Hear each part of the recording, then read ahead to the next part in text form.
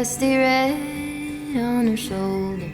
I was cleaning her shoe when it clicked on the trot over in the bright morning dew. We brushed and we braided dandelions and chewed. It was a mutual arrangement we both saw into.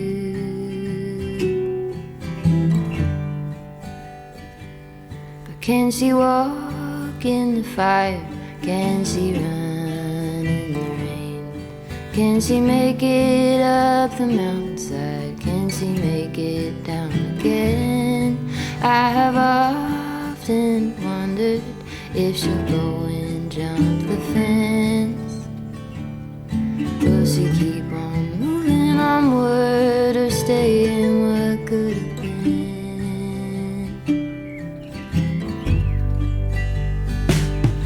Broke my arm in December. We were running for the thrill. You turned in the canyon too. Hello and welcome back to Down the Forest Path, a seasonal knitting podcast. Thank you for spending some time with me today.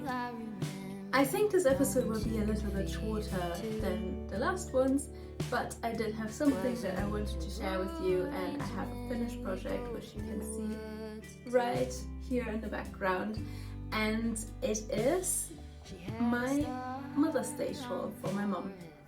So I think by the time you will see this, Mother's Day is actually already going to be over and might already have been over for like a week or two.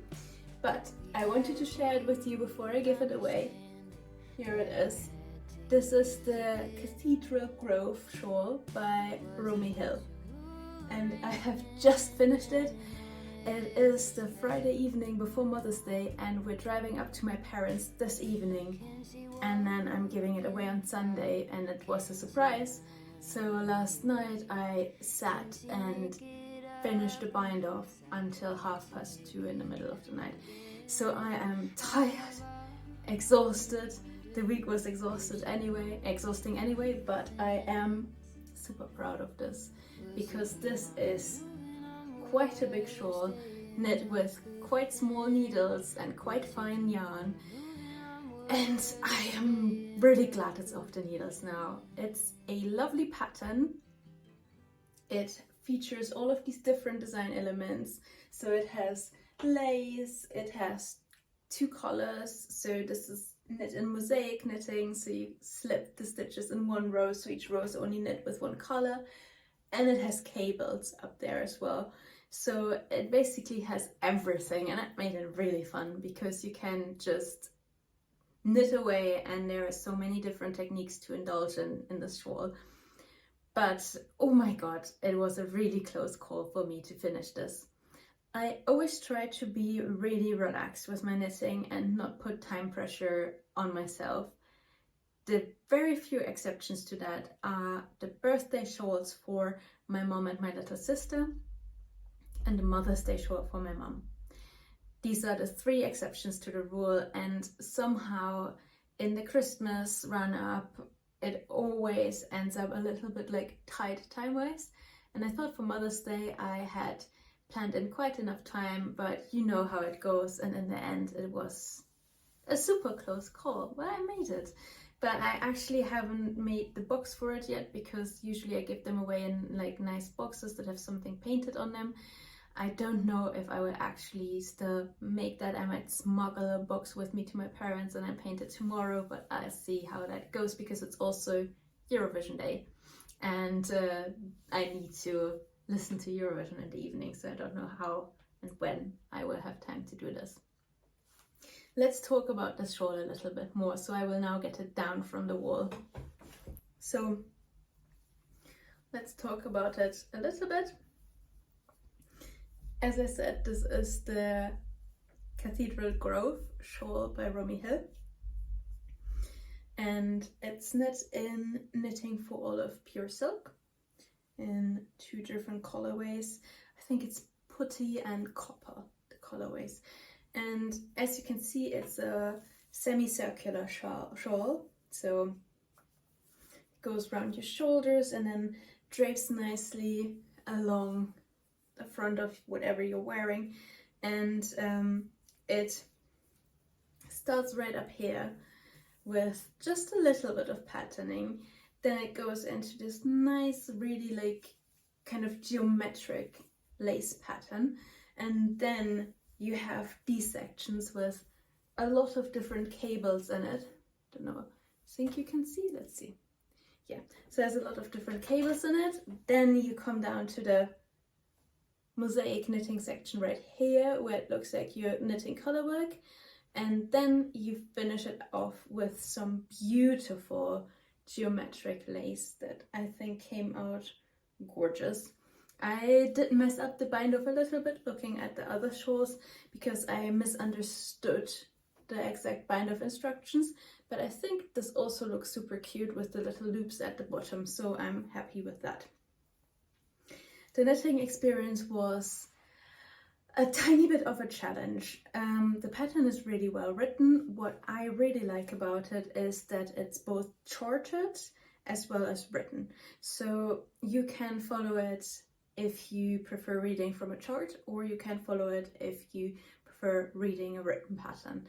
I would recommend getting familiar with the charts. I'm slowly getting there myself, because it just makes it easier for you to understand when you've gone off somewhere, when you're one stitch off, or if you've like knit something the wrong way, because in a pattern you can see where the stitches are in relation to each other, whereas if you just read the written instructions, you don't have any of that information. So that was really helpful for me to have a bit of a look at that part of it as well, to look at the chart as well as the written instructions.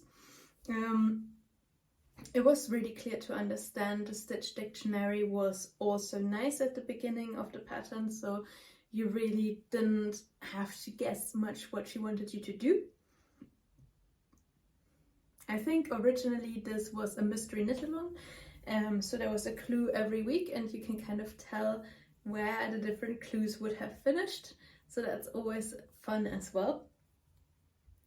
And I really like how these two colors came out. So let's talk about the yarn a little bit. As I've said, the yarn is Knitting for Olive pure silk, and in my opinion there's a few pros and cons to this yarn. So what I love about Knitting for Olive is that they have quite a good environmental protection stance. They generally source the yarns from like ethical sources. And in this case, for example, the silk is not as shiny as normal silk because the moths are allowed to hatch and they're not just being boiled. So from an ethical standpoint, from a company standpoint, Knitting for Olive is a company that I really like to purchase from, because I feel like my money goes to a small business that has business practices that I can stand behind. So from that angle, I really, really love the yarn. What I often find a little bit difficult is that the running length of the yarn is generally, for most of their thinner yarns, 250 meters per 50 grams, so it's 500 meters per 100 gram, which makes it lighter than a fingering weight, than a normal fingering weight, which is usually like 400 meters at 100 gram. It doesn't sound like a world of difference, but I feel like it's quite noticeable, and I sometimes really struggle adapting my projects to that slightly different gauge. In this case, I knitted on smaller needles and I think it came out really drapey and nice. Something else that I find difficult is, and that is a me problem as much as a yarn problem, I tend to get a bit of sweaty hands when I knit quickly, and it makes the yarn kind of look more matte than it is when I first get it. So that makes me a little bit sad, because I feel like I'm kind of ruining the yarn just by knitting it up. And something that I also don't really like about it is that it's quite splitty. So for knitting lace, I kind of struggle with it a little bit, especially because this time I knitted on wooden needles, which are less slick than my normal aluminium needles. And it was a little bit torturous sometimes to knit it up and then see that it has split again. So you go back a few stitches, and what that means for me is that even in the purl rows, I'm constantly staring at my hands to make sure that every stitch is completely fine and I didn't slip somewhere with one of the like strands of this yarn. So that makes the knitting experience a bit less enjoyable for me.